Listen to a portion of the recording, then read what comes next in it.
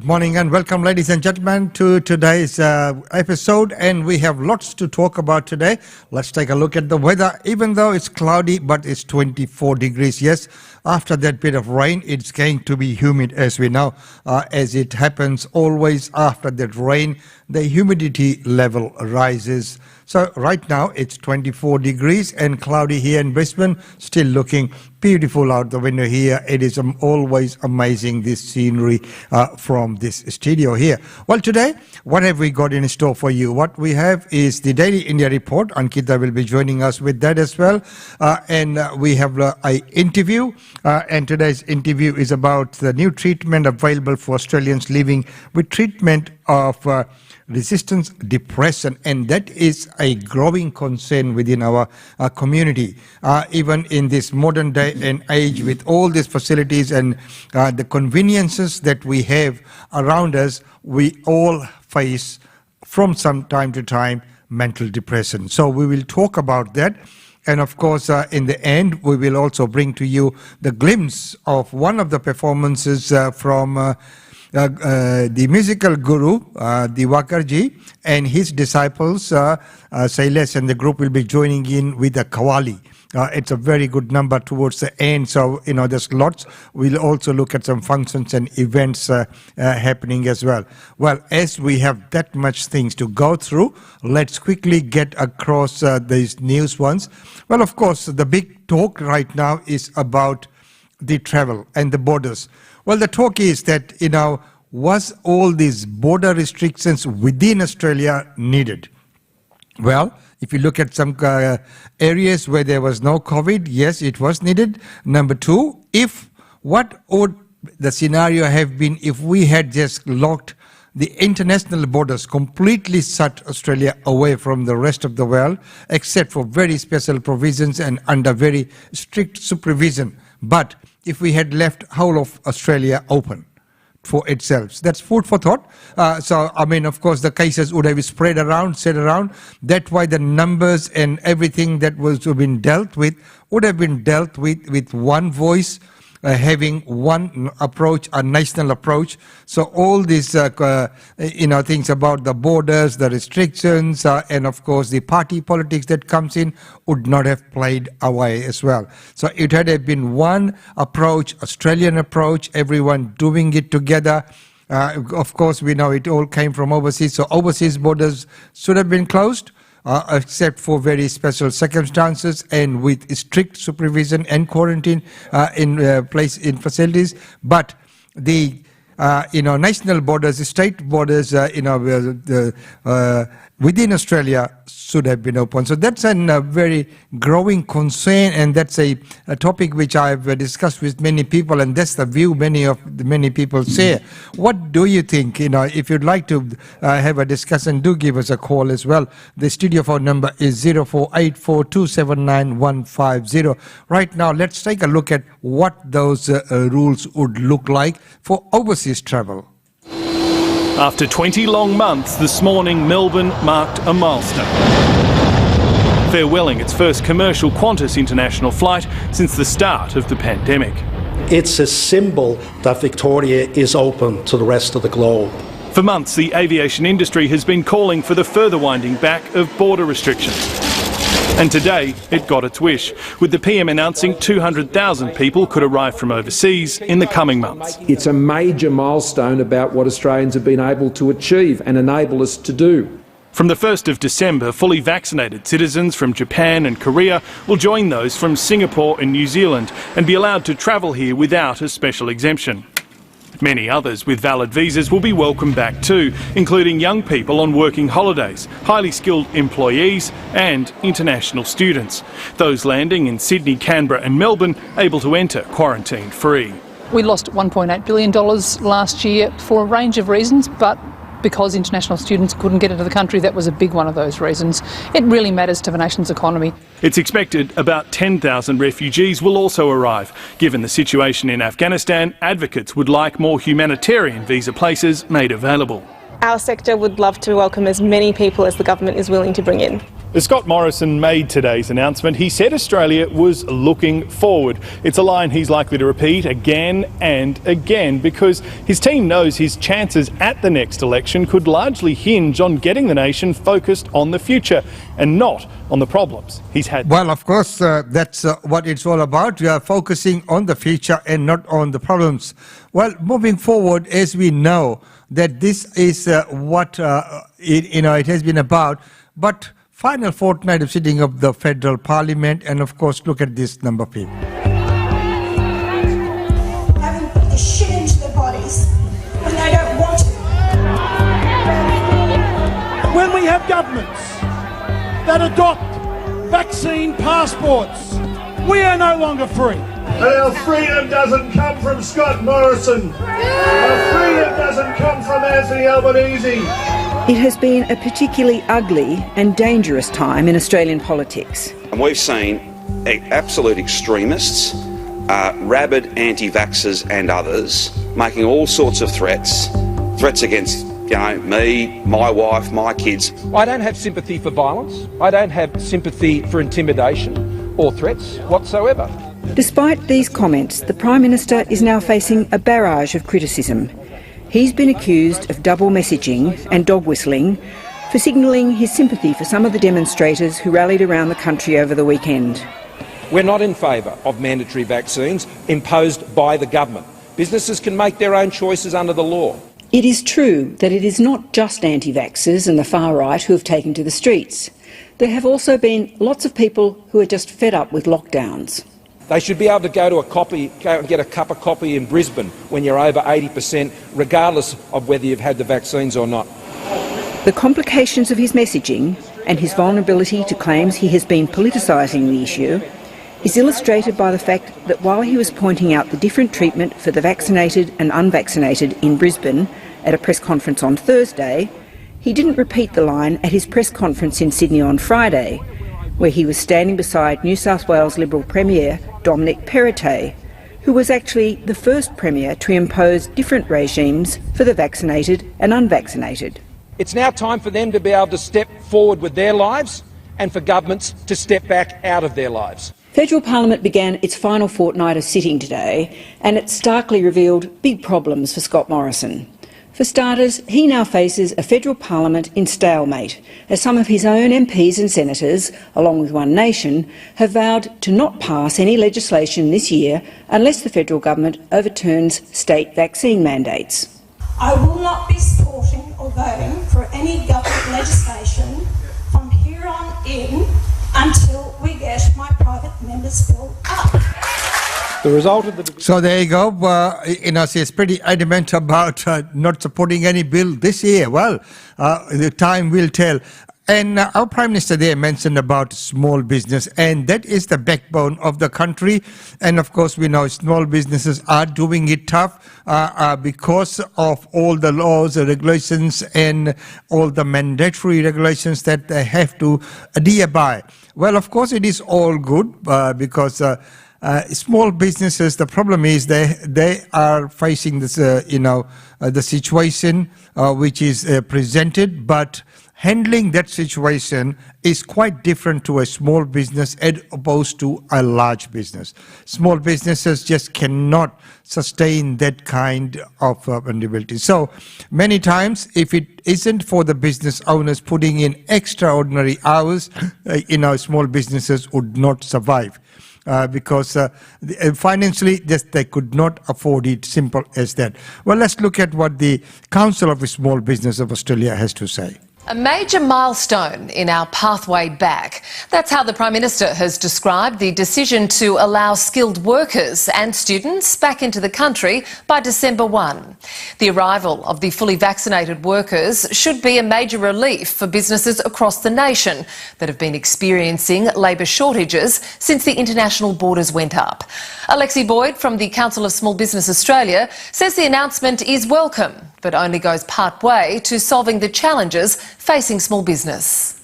Well, look, it's positive news to have workers coming back into the country because small businesses are absolutely desperate to get workers back onto in their businesses, helping them to grow, helping them to rebuild the economy, helping them to re-engage with their customers. It's really quite a dire situation at the moment. So any workers coming into the country and helping small business is definitely valued at the moment. So which sectors will benefit most from today's announcement? Well, the worker shortages is a problem for all industries right now for small businesses, but the devil will be in the detail as to who's benefited. There are some industries who have missed out. Hair and beauty, for example, have not been considered high enough on the priority list, so they won't be receiving any workers at this stage. But we're looking forward to seeing how this rolls out and develops because the worker shortages, as I said, is everywhere, and we're waiting to see what those visa specifics will be. Do you think, or I guess another way of asking it is, what will you need from the government in that detail to entirely address the labour shortage issue for your members? Well, this is a rolling conversation with government. What we need to see is really good industry engagement, looking at industry by industry, finding out where their worker shortages are, where are the skills shortages, and then really meeting that criteria. Because the fact is, the amount that they've suggested today, 200,000, isn't going to meet the depletion that we've had as a result of COVID and the borders being shut. So what we're going to find is this is only going to meet a part way of what small business needs right now to rebuild the economy. What sort of... Well, that is one part of the equation, is getting the workers here, getting the students who could come and work on businesses. Which sector will get how many? Meaning, the intake will be dependent upon sectors. Then, of course, the cost of affordability will come in as well. It will also be dependent upon which businesses can afford to take on more people as well. The bottom line is, unless the profits are coming in there, unless the income is coming here, and you need to balance the equation. If your income level is not there to support or sustain these workers, then businesses will just not take them on. Of course, there is that shortage of the workers at this moment, no doubt about that. Well, right now, let's take a message from our sponsors for this segment. GlobeNet Realty. GlobeNet Realty has been the longest established, trusted and respected agency in its trade area. Washa Chandra, Director of GlobeNet Realty, provides honest and ethical service to her customers. If you are thinking of investing in Brisbane real estate market, or if you are seeking professional property management, then you should contact Usha Chandra today on landline 3865 4466 or mobile 0419 775 416. And for further updates, log on to our website www.globenetralty.com.au. GlobeNet Realty is your own local real estate agency. Situated at Shop 52281 Sandgate Road, Boondall. GlobeNet Realty. Real estate is our world.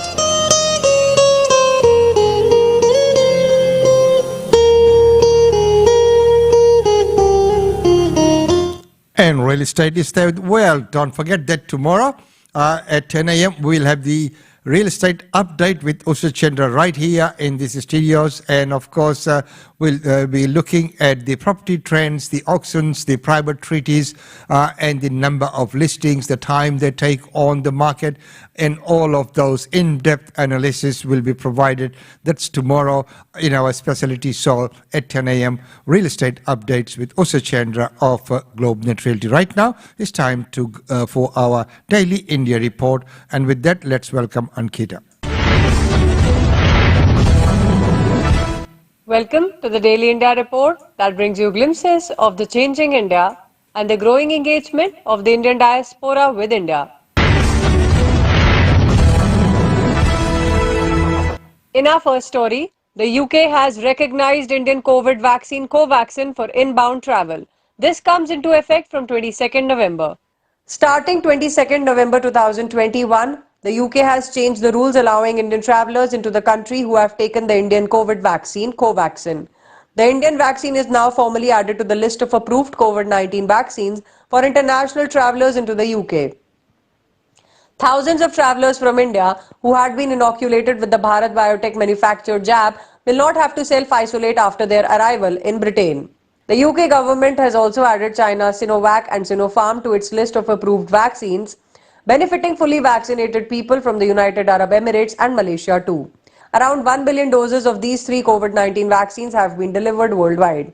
The changes were announced earlier this month after the World Health Organization cleared their emergency use listing. The WHO issued an emergency use listing for Covaxin on November 3rd. Covishield and Covaxin are the 2 main vaccines being used for India's immunization program. The country has also approved Russia-made Sputnik and Johnson & Johnson single-dose vaccine. Last week, Indian government officials said that as many as 110 countries have given recognition to Covaxin and Covishield. Covaxin and Covishield were the first 2 jabs to receive emergency use authorization from the Drugs Controller General of India for the nationwide inoculation drive, which commenced on 16th January 2021. Good news for Indian applicants as the United States has decided to conduct a third H-1B visa lottery to reach the numerical cap for fiscal 2022. The United States Citizenship and Immigration Services has decided to conduct a third H-1B visa lottery to reach the numerical cap for fiscal 2022. USCIS said that it has determined that it needs to select additional registrations in order to reach the financial year 2022 numerical allocations, including the advanced degree exemption. This was unexpected as the USCIS receives enough applications after the first round of selections. The agency conducted a second round in July 2021 because it did not receive enough applications after the first lottery. Those selected for financial year 22 would be eligible to work from October 2022. USCIS issues 65,000 new H-1B visas every year, with 20,000 more reserved for applicants who completed their masters in the US. The immigration agency follows an October to September year. A second lottery was conducted to meet the numerical limit shortly before the window for next year opened. The agency received 275,000 applications for financial year 21, of which 67% were from Indians.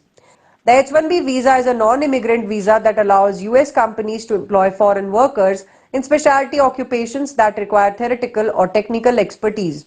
Technology companies depend on it to hire tens of thousands of employees each year from countries like India and China.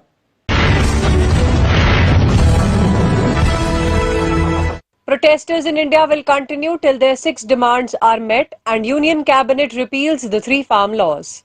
Indian farmers' unions under Sanyukt Kisan Morcha, an umbrella body of over 40 farmer unions, has written to Prime Minister Narendra Modi listing their 6 demands, including the resignation and arrest of Union Minister of State for Home Affairs Ajay Mishra Teni, whose son has been accused of mowing down farmers in Uttar Pradesh's Lakhimpur Kheri.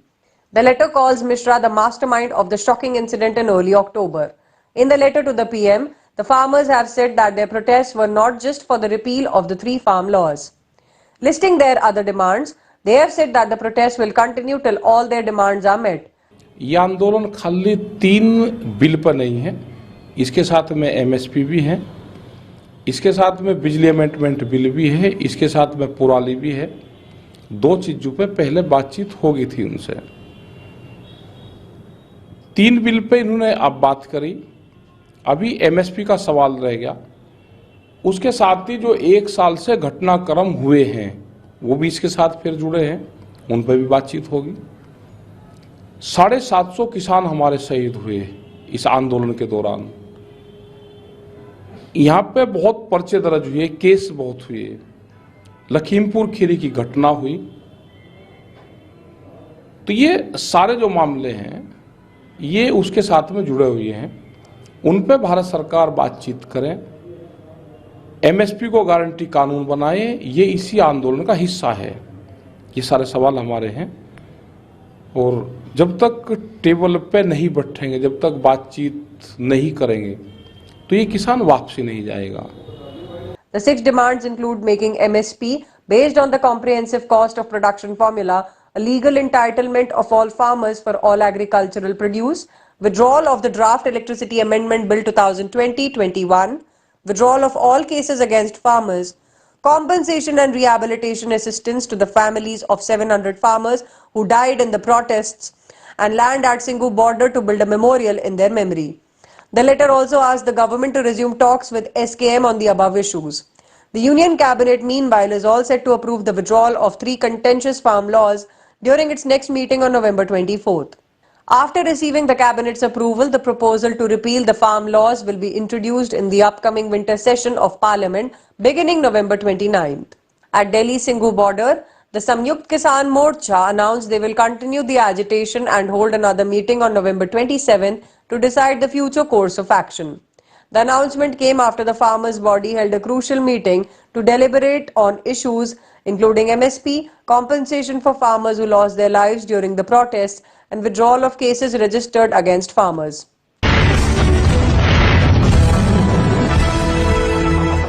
India strategizes ways to improve COVID vaccine coverage. The Indian government has come up with various strategies to expand the COVID vaccine coverage across the countries. Among the initiatives taken include weekly or monthly lucky draw programs for those fully vaccinated against COVID-19. The Indian government plans to do all it can to encourage people to take the first dose and those overdue for the second jab to get inoculated. The Union Health Ministry has planned other initiatives also, such as organizing workplace vaccination and providing badges to fully vaccinated employees. States and union territories may soon be suggested to undertake these initiatives. The strategies also include involving influential figures in districts or villages who themselves are vaccinated to motivate their peer groups in getting the COVID shots.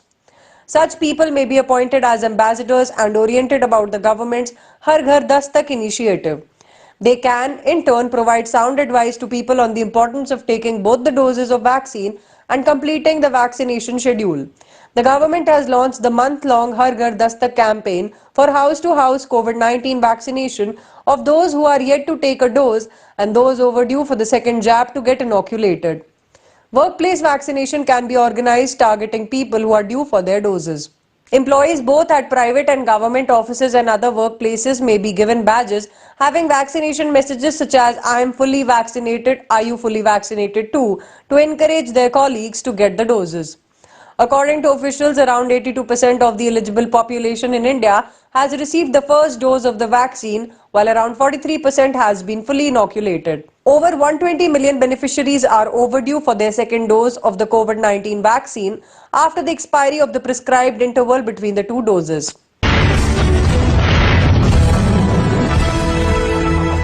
RSS Chief Mohan Bhagwat says that India didn't take the right path of progress in the last 75 years.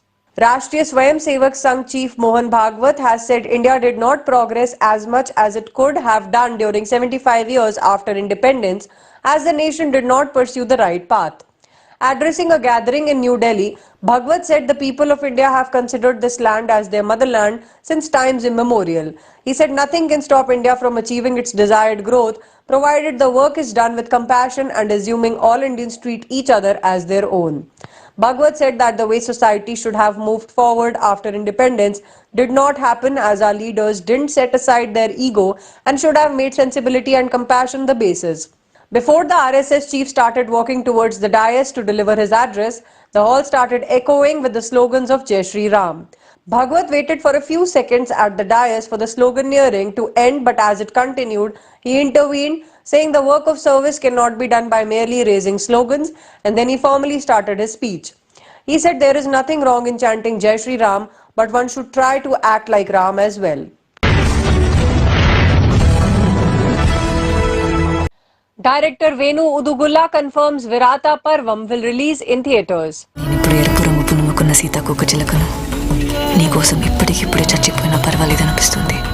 With Rana Daggupati and Sai Pallavi in the lead roles, the movie Virata Parvam has been in talks for an OTT release for a while now. The movie, when completed, was supposed to hit the screens during summer, but due to the second wave of the pandemic, the makers had to push the release date forward, which kept the release shelved for a while. There were talks that the makers are eyeing to release the movie on the OTT platform. As per the reports, director Venu Udugulla has confirmed that the movie Virata Parvam would get a theatrical release before its OTT release. The report suggests that the makers are planning to go with the theatrical release and would announce the release date soon. The makers will soon resume the post-production work and then start promotional events. Billed as a period love story, Virata Parvam is to feature Rana Daggupati in the role of a revolutionary leader. Virata Parvam is touted to be the journey of a couple with their story revolving around communism. As per the teaser, which was released earlier, Sai Pallavi's sterling love for Rana Daggubati's revolutionary ideologies in the movie is the crux of the story. ఆధిపత్య జాడలనే చెరిపేయగ ఎన్ని నాళ్ళు, తారతమ్య గోడలనే పెకిలించగ ఎన్ని నాళ్ళు, దున్నేటోడి వెన్ను విరిచి భూస్వాములు ధనికులైరి. That's all for this bulletin of Daily India Report. Thank you for watching.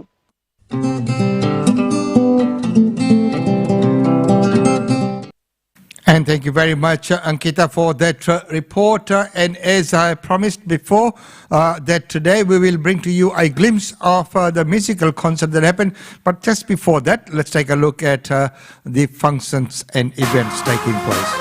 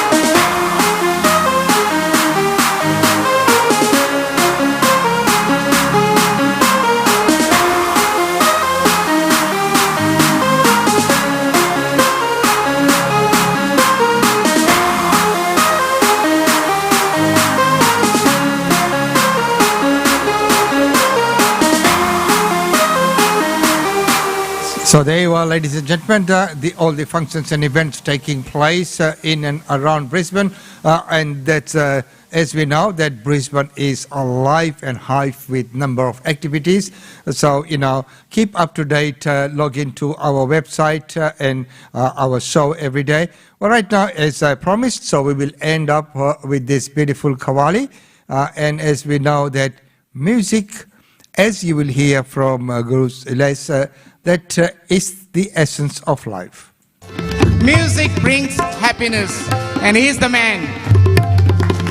He is the man who has brought so much happiness in our life, in our children's life. It has been said that I met Kanhaiya when he was 4 years old. Now he's a handsome man, big boy. And that's the blessings of his guru. And parents, it's a must. Without the parents pushing us, no one succeeds. Blessings from the parents and their guru. Uncle, thank you so much for having us.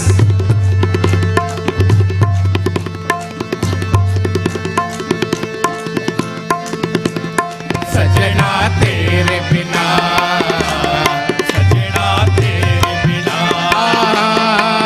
sanu ek pal chain na aave, sanu ek pal chain na aave, sajna tere bina, sajna tere bina, dil jaane kyun ghabrawe, dil jaane kyun ghabrawe, dil jaane kyun घबरावे, जाने क्यों घबरावे,